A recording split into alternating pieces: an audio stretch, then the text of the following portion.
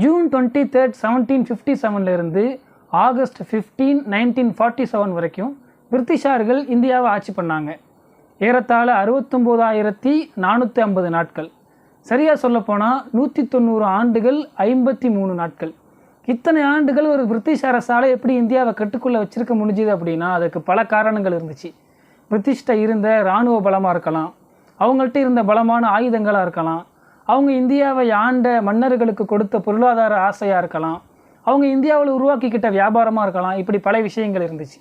இதையெல்லாம் தாண்டி தங்களுடைய ஆட்சியை ரொம்ப ஆழமாக இந்தியாவில் தக்க வச்சுக்கிறதுக்கு ஆங்கிலேயர்கள் செஞ்ச முக்கியமான ஒரு விஷயம்தான் டிவைட் அண்ட் ரூல் பாலிசி, பிரித்தாளும் கொள்கை.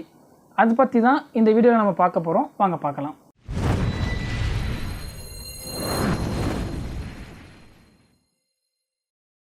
ஹாய் எலுமினாட்டிஸ். இந்தியாவுக்கு இருக்கிற பல பெருமைகளில் முக்கியமான ஒரு பெருமை தான் யூனிட்டி இன் டைவர்சிட்டி. ஏன்னா இந்தியாவில் தான் பல மொழி பேசுகிற மக்கள் இருக்காங்க, பல மதங்களை பின்பற்றுகிற மக்கள் இருக்காங்க, பல கலாச்சாரத்தை பின்பற்றுகிற மக்கள் இருக்காங்க. இப்படி பலதரப்பட்ட மக்கள், பல கருத்து வேறுபாடுகளை கொண்ட மக்கள் இருந்தாலும் வெளியே இருந்து வந்த ஒரு ஆங்கிலேய அரசு அந்த மக்களை ஈஸியாக அடிமைப்படுத்த முடிஞ்சுது. தன்னுடைய இராணுவ பலத்தால், தன்னுடைய அதிகாரத்தால் அந்த மக்கள் அடிமைப்படுத்தினாங்க. இப்படி என்னதான் அடிமைப்படுத்தினாலும் ஒரு நேரத்தில் அந்த மக்கள்கிட்ட இருந்து கண்டிப்பாக எதிர்ப்பை சந்திக்கிற சூழல் ஏற்படலாம். அப்படி எதிர்ப்பை சந்திக்கும் போது அந்த மக்கள்கிட்ட மீண்டும் தங்களுடைய ஆட்சியை தக்க வச்சுக்கிறதுக்காக ஆங்கிலேயர்கள் உண்டாக்கின ஒரு சூழ்ச்சிக்கு பெயர் தான் பிரித்தாளுவது. ஏற்கனவே பல முரண்பாடுகள் மக்கள் மத்தியில் இருக்குது.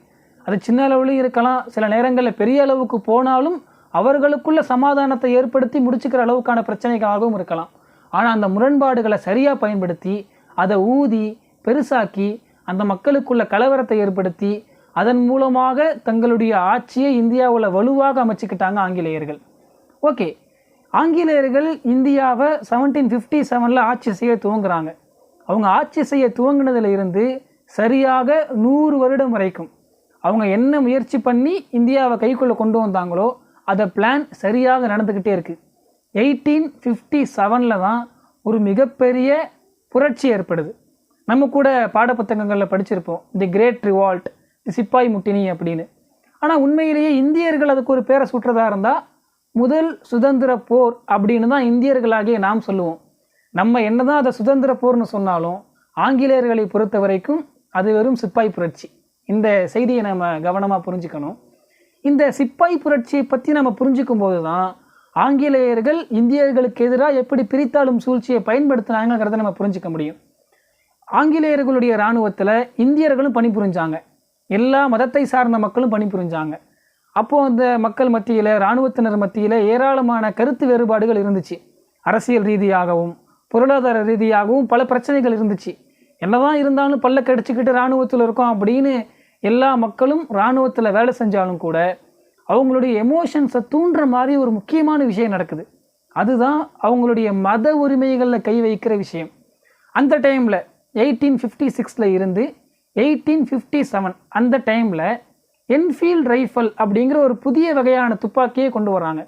அந்த துப்பாக்கிக்குள்ளே கேட்ரிட்ஜை செலுத்துவாங்க. அந்த கேட்ரிட்ஜை பல்லால் கடித்து தான் துப்பாக்கியை பயன்படுத்தக்கூடிய இராணுவ வீரர்கள் வெளியே எடுக்கணும். இதில் என்ன பிரச்சனை இருக்குது அப்படின்னா, அந்த கேட்ரிட்ஜ் ஈஸியாக வெளியே வரத்துக்கு அந்த கேட்ரிட்ஜ் மேலே ஒரு க்ரீஸ் தடவுவாங்க. அந்த க்ரீஸ் பன்றி கொழுப்பினாலையும் மாட்டுடைய கொழுப்பினாலையும் தயாரிக்கப்பட்டது அப்படிங்கிற ஒரு ரூமர் பரவுது. இந்த செய்தி தீயா பரவ ஆரம்பித்த உடனே இந்தியாவில் இருக்கிற இந்து மதத்தை சார்ந்த இராணுவ வீரர்களுக்கு ஒரு பெரிய தயக்கம் ஏற்படுது. ஏன்னா மாட்டை அவங்க கடவுளாக வணங்குறாங்க. நம்ம கடவுளாக வணங்குற ஒரு விலங்கை அதனுடைய கொழுப்பை எடுத்து கிரீஸில் தேய்ச்சி அதை நம்ம எப்படி பண்ணுறது அப்படின்னு அவங்களுக்கு ஒரு பெரிய டிஸ்டர்பன்ஸ் ஏற்படுது. அது மாதிரி அதே இராணுவத்தில் இருந்த முஸ்லீம்கள் அவங்க பன்றி இறைச்சி சாப்பிடக்கூடாதுங்கிற கொள்கையில் இருக்கக்கூடியவங்க. அவங்க எப்படி ஒரு பன்னியுடைய கொழுப்பு கலக்கப்பட்ட ஒரு பொருள் நம்ம வாயால் எடுக்கிறது அப்படின்னு ஒரு பெரிய அளவுக்கான மத ரீதியான பிரச்சனை ஏற்படுது. இதை ரொம்ப தாங்க முடியாமல் ஒரு நேரத்தில் வெடிச்சு எழுந்து சிப்பாய்கள் தங்களுக்கு கொடுக்கப்பட்ட துப்பாக்கிகளை ஆங்கிலேயர்களுக்கு எதிராக திருப்புறாங்க. புரட்சி உண்டாகுது. சொல்லப்போனால் ஆங்கிலேயர்கள் இதை எதிர்பார்க்கவே இல்லை. எப்படி நம்முடைய கட்டுப்பாட்டுக்கு கீழே வேலை பார்க்குற இராணுவ வீரர்கள் நமக்கு எதிராக துப்பாக்கியை நீட்டுவாங்க அப்படின்னு ஒரு எண்ணத்தில் இருக்காங்க. ஆனால் எதிர்பாராமல் நடந்த இந்த தாக்குதலில் ஆங்கிலேயர்களுக்கு ஒரு பெரிய சேதம் ஏற்படுது. அவங்களால திருப்பி அடிக்கக்கூட முடியல. ஏன்னா எல்லா தளவாடங்களும் ஆயுதங்களும் இந்திய நபர்கள் கையில் இருக்குது. ஸோ பின்வாங்குறாங்க. அதன் பிறகு ஒரு பெரிய உதவி அவங்களுக்கு கிடைக்கிது. மீண்டும் புரட்சியை கட்டுக்குள்ளே கொண்டு வந்து புரட்சிக்கு யாரெல்லாம் காரணமோ அவங்களையெல்லாம் நாடு கடத்துகிறாங்க, கொல்றாங்க. இந்த புரட்சி வந்து பகதூர் ஷா அவர்களுடைய தலைமையில் நடக்குது. பகதூர் ஷா தான் முகலாய எம்பையருடைய கடைசி மன்னர். அவர் இந்த சிப்பாய் புரட்சிக்கு அப்புறம் நாடு கடத்தப்பட்டு இந்தியாவில் அடக்கம் செய்யப்படாமல் வேற ஊருக்கு நாடு கடத்தப்படுகிறார். அந்த நாட்டில் இறந்தும் போகிறார். இந்த செய்தி வேற. இப்படி ஒரு பெரிய புரட்சி இந்தியர்கள்ட்ட இருந்து வந்த உடனே அதை பார்த்து தகச்ச ஆங்கிலேயர்கள் அதன் பிறகு தங்களுடைய புத்தி கூர்மையால் ஒரு நாசூக்கான திட்டத்தை தீட்ட ஆரம்பிக்கிறாங்க. அதுக்கு தான் பிரித்தாளும் சூழ்ச்சி, டிவைட் அண்ட் ரூல் அப்படின்னு நாம் பேரை சொல்கிறோம். அதாவது இந்த சிப்பாய் புரட்சி நடக்கிற வரைக்கும் இந்தியாவுடைய அரசாங்கத்தை கிழக்கிந்திய கம்பெனி, இந்தியாவில் இருந்த ஆங்கிலேயர்களுடைய ஈஸ்ட் இந்தியா கம்பெனி தான் இந்திய நிர்வாகத்தை பார்த்துட்டு வந்தாங்க. சிப்பாய் புரட்சி நடந்ததுக்கு அப்புறம் நேரடியாக இந்தியாவுடைய நிர்வாகம் விக்டோரியா ராணிக்கு கீழே போகுது, இங்கிலாந்து ராணிக்கு கீழே போகுது. இங்கிலாந்து ராணி இந்தியாவுடைய நிர்வாகத்தை கையில் எடுத்த உடனே சில ப்ராமிசஸ் பண்ணி கொடுக்குறாங்க. அதாவது இனி இந்தியாவில் இருக்கிற மதம் சம்பந்தப்பட்ட பிரச்சனைகளில் நாங்கள் தலையிட மாட்டோம் அப்படிங்கிற ஒரு ப்ராமிஸை பண்ணி கொடுக்குறாங்க. இந்தியாவில் இதுவரைக்கும் இருந்த மன்னர்கள், குறு மன்னர்கள் அப்படிங்கிற மன்னர்களுக்கெல்லாம் நாங்கள் மரியாதை கொடுப்போம் அப்படிங்கிற சில ப்ராமிசஸையும் கொடுக்குறாங்க. இப்போ உங்களுக்கு ஒரு கேள்வி வரலாம், ஆட்சியை கையில் எடுத்த இங்கிலாந்து ராணி நாங்கள் மதம் சார்ந்த பிரச்சனைகளில் ஈடுபட மாட்டோம் தானே சொல்கிறாங்க. ஏன்னா மதம் சார்ந்த எமோஷன்ஸில் ஈடுபட்டதுனால தான் இந்த சிப்பாய் புரட்சி ஏற்பட்டிருக்கு. அதை புரிஞ்சுக்கிட்டு தான் ராணி வந்து நாங்கள் மதம் சார்ந்த பிரச்சனையில் ஈடுபட மாட்டோம் அப்படிங்கிறாங்க. ஸோ நம்ம கேட்கும்போது சரியாகத்தானே சொல்கிறாங்க அப்படின்னு நமக்கு தோணும். ஆனால் இதுதான் அவர்கள் கையாண்ட பிரித்தாளும் சூழ்ச்சியினுடைய முதல் படி. அந்த ராணி சொன்ன வார்த்தை மேலோட்டமாக பார்க்கும்போது நாங்கள் ரொம்ப நடுநிலையாக நடப்போம் அப்படிங்கிற மாதிரி இருந்தாலும் கூட அதற்கு பின்னாடி ஒரு கருப்பு திட்டம் மறைஞ்சிருந்துச்சு. அதாவது நம்ம முன்னாடி சொன்ன மாதிரி இந்தியாவில் இந்து மக்களும் அதிகமாக இருந்தாங்க, முஸ்லீம்களும் அதிகமாக இருந்தாங்க, பல ஜாதிகளை பின்பற்றுகிற மக்கள் இருந்தாங்க, பல மதங்களை பின்பற்றுகிற மக்கள் இருந்தாங்க. இப்போ பொதுவாக ஒரு ஆங்கிலேய அரசு ஒரு நாட்டை கட்டுப்படுத்துது அப்படின்னா அந்த நாட்டுக்குள்ள சில குழுக்களுக்குள்ளே வர பிரச்சனையை அந்த ஆங்கிலேய அரசு தான் தீர்த்து வைக்கணும். ஸோ இந்தியாவில் ஹிந்துக்களுக்கும் முஸ்லீம்களுக்கும் ஏதோ ஒரு கலவரம் வந்தால் இன்றைக்கும் அது மாதிரி கலவரத்தை உண்டாக்கிட மாட்டோமா அப்படின்னு நம்ம வாழ்கிற 2025 கூட கலவரத்தை உண்டாக்கணும்னு நினைக்கிற நபர்கள் இருக்கிற மாதிரி இவர்களை விட இன்னும் அதிகமாக வீரியமாக அந்த காலத்தில் இருந்திருப்பாங்க. ஸோ அவர்களால் தூண்டப்பட்டு இந்துக்களுக்கும் முஸ்லீம்களுக்கு இடையில ஏதாச்சும் ஒரு கலவரம் வந்தால் அந்த கலவரத்தை நியாயப்படி ஆங்கிலேய அரசு நடுநிலையாக நின்று தீர்த்து வைக்கணும். ஆனால் விக்டோரியா மகாராணி சொல்கிறாங்க, இனி மதம் சார்ந்த எந்த பிரச்சனைகளையும் நாங்கள் உள்ளே வர மாட்டோம். அப்போது இந்துக்களுக்கும் முஸ்லீம்களுக்கும் வருகிற பிரச்சனை தீர்க்கப்படாமல் நிலுவையில் வைக்கப்படும். இவங்களும் தாக்குவாங்க, அவங்களும் தாக்குவாங்க, இவங்க சைட்லையும் கொல்லப்படுவாங்க, அவங்க சைட்லையும் கொல்லப்படுவாங்க. ஸோ இது ஒரு தீர்வு இல்லாமல் போயிடும். தீர்வு கொடுக்க வேண்டிய ஆங்கிலேய அரசு நாங்கள் கொடுக்க மாட்டோம், நடுநிலையை கடைபிடிக்க போகிறோம் அப்படிங்கிற பேரில் விலகி நின்று கலவரத்தை இன்னும் பற்றி எரிய வச்சு அதன் மூலமாக குளிர்காயிற ஒரு படி தான் இந்த விஷயம்.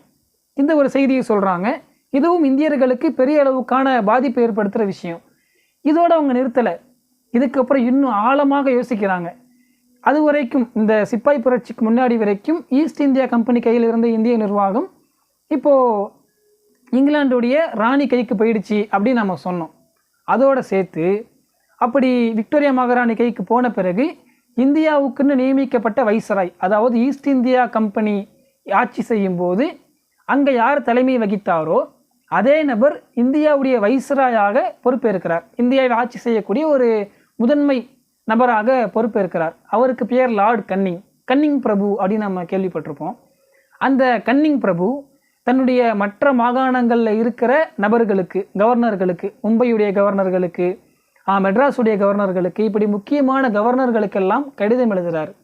அது மாதிரி ஆங்கிலேய அரசுக்கு கடிதம் எழுதுகிறாரு. பல அரசு அதிகாரிகளை சந்தித்து பேசுகிறார். ஏன்னா கலகம் நடந்து முடிஞ்சு புதுசு இல்லையா. ஸோ சொல்ல வேண்டிய செய்திகள்லாம் சொல்லி ஆகணும். ஸோ சொல்ல வேண்டிய முக்கியமான செய்திகளை கடிதங்கள் மூலமாகவும் மீட்டிங்ஸ் மூலமாகவும் முக்கியமான நபர்களுக்கெல்லாம், ஆங்கிலேய நபர்களுக்கு இந்த லார்டு கன்னிங் சொல்கிறாரு. அதில் எல்லா இடங்கள்லையும் அவர் சொன்ன முக்கியமான ஒரு விஷயம் என்னென்னா, இந்தியர்கள் ஒன்று சேர்ந்துட்டாங்க, இதுவரைக்கும் எந்த விதமான மதம் பேதம் அப்படின்னு கொஞ்சமாக பிரிஞ்சு இருந்தவங்க நம்மளை எதிர்க்கணும்னு வந்த உடனே ஒன்று சேர்ந்துட்டாங்க. அவங்களுடைய ஒற்றுமை தான் நமக்கு எதிரான ஒரு பேரிடியாக அமைஞ்சிருச்சு. இனிமே இவங்கள ஒன்று சேர விடக்கூடாது, இவங்களை பிரிச்சே வைக்கணும். எந்த சூழ்நிலை வந்தாலும் இவங்களை பிரித்து வைக்கிற மாதிரியான திட்டங்களை நம்ம தீட்டிக்கொண்டே இருக்கணும். இனிமேல் இவங்களை சேர விடவே கூடாது. Divide them and make them weak அப்படிங்கிற வார்த்தைக்கு சொல்லாமல் சொன்னார். அவங்க எல்லாரையும் தனித்தனியாக பிரிச்சுருங்க, அதன் மூலமாக அவங்கள பலவீனப்படுத்திடுங்க. அவங்க எந்நாள்லையும் சேர்ந்துடவே கூடாதுங்கிறதுல ஆங்கிலேய அரசு சிப்பாய் கழகத்துக்கு அப்புறம் தான் உறுதியான முடிவுகள் எடுக்கிறாங்க. இந்த முடிவுகள் அடுத்தடுத்து வரக்கூடிய வைஸ்ராய்களும் இதே விஷயத்தை கடைபிடிக்கிறாங்க. லார்டு இல்ஜின் அப்படிங்கிற ஒரு வைஸ்ராய், அதாவது லார்டு கன்னிங்க்கு அப்புறமா பொறுப்பேற்ற வைஸ்ராய் லார்டு இல்ஜின். அந்த லார்டு இல்ஜினுக்கு பிரிட்டிஷ் அரசனுடைய செக்ரட்டரியாக இருக்கிற சார்லஸ் வுட்ஸ் ஒரு கடிதம் எழுதுகிறார். அந்த கடிதத்தில் இந்திய மக்களை பிரித்தாளுவதன் மூலமாகத்தான் நம்முடைய ஆட்சியை தக்க வச்சுக்க முடியும், அவங்கள பிரித்தாளணும், அவங்கள சேரவே விடக்கூடாது. இன்னும் ஒருபடி மேலே போய் ஒரு செய்தியை சொல்கிறாரு. பாட புத்தகங்களில் கூட அவங்களுக்குள்ள கருத்து வேறுபாடுகளையும் முரண்பாடுகளையும் அதிகப்படுத்துகிற மாதிரியான விஷயங்களை நீங்கள் சேருங்க. அப்படி சேர்த்து கொஞ்சம் கொஞ்சமாக அந்த மக்களுக்கு மத்தியில் வேறுபாடுகளை அதிகப்படுத்தி அந்த வேறுபாடுகள் இருக்கிற வரைக்கும் தான் நம்முடைய ஆட்சி இருக்கும், அதனால் வேறுபாடுகளை உறுதிப்படுத்துங்க அப்படிங்கிற அளவுக்கான கடிதத்தை கூட எழுதி முடிக்கிறாங்க. இதோட நிற்கலை, இன்னும் சில செய்திகளையும் சொல்கிறாங்க. இந்தியாவுடைய நாகரிகத்தையும் இந்தியாவுடைய கலாச்சாரத்தையும் கொச்சைப்படுத்தி தங்களுடைய வரலாறுகளில் எழுத ஆரம்பிக்கிறாங்க. இந்தியர்கள் எல்லாமே காட்டு மிராண்டிகளாக இருந்தாங்க, பெண்களை மதிக்காதவங்களாக இருந்தாங்க, நாங்கள் தான் இந்தியர்களுக்கு கலாச்சாரத்தையும் ஒழுக்கத்தையும் கற்றுக் கொடுத்தோம் அப்படிங்கிற மாதிரி தங்களுக்கு சாதகமாக இந்தியாவுடைய வரலாறுகளை திரிச்சு எழுதுகிறாங்க. இப்படி இந்திய வரலாறை திரிச்சு எழுதுறதுக்கு கூட முக்கியமான காரணம் இருந்துச்சு. ஏன்னா அவங்க எல்லா மக்களையும் பிரித்து ஆளணும், இந்துக்களையும் முஸ்லீம்களையும் சேர விடக்கூடாது. ஸோ அதுக்கே இந்திய வரலாறை பிரித்து எழுதணும் அப்படின்னா அங்கே தான் ஒரு முக்கியமான விஷயம் நிற்கிது. இந்த வரலாறை அவங்க சொல்கிறதுக்கு முன்னாடி இன்னொரு வரலாறை சொல்கிறாங்க. இந்தியர்கள் எல்லாமே நல்லா தான் இருந்தாங்க, நல்ல அறிவாளிகளாக பெண்களை மதிக்கக்கூடியவர்களாகத்தான் இந்தியர்கள் இருந்தாங்க.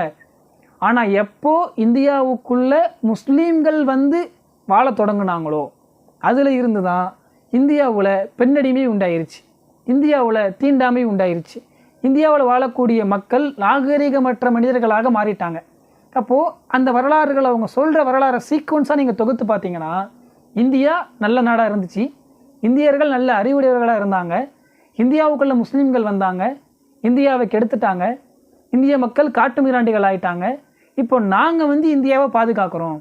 ஸோ இந்தியாவை நாங்கள் பாதுகாக்க வந்தவர்கள் அப்படிங்கிற வரலாறை சொல்கிறதன் மூலமாக இந்தியாவுடைய கலாச்சாரத்தை கெடுத்தவர்கள் முஸ்லீம்கள் அப்படின்னு சொல்லி இந்துக்களை முஸ்லீம்களுக்கு எதிராக திருப்புற ஒரு வேலையும் செஞ்சாங்க.